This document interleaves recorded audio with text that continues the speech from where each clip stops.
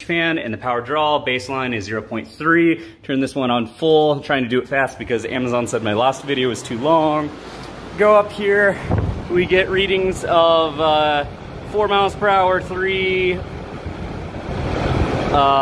6, 8, 10, 12, 14.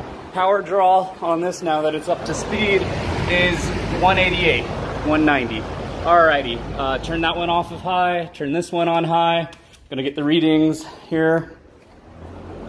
Alrighty. 6, 9, 11, 12, 15, 16, 15, 12, 9. So about the same power wind output there. Power draw is 114 though, so much less. Here's the fan. I'll turn it on. There's the controls. Low, medium, high.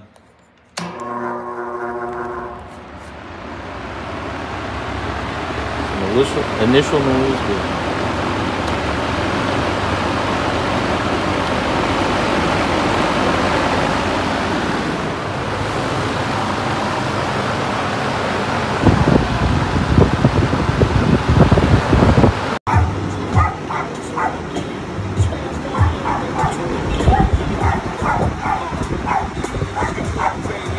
Okay, check out this van, Jack.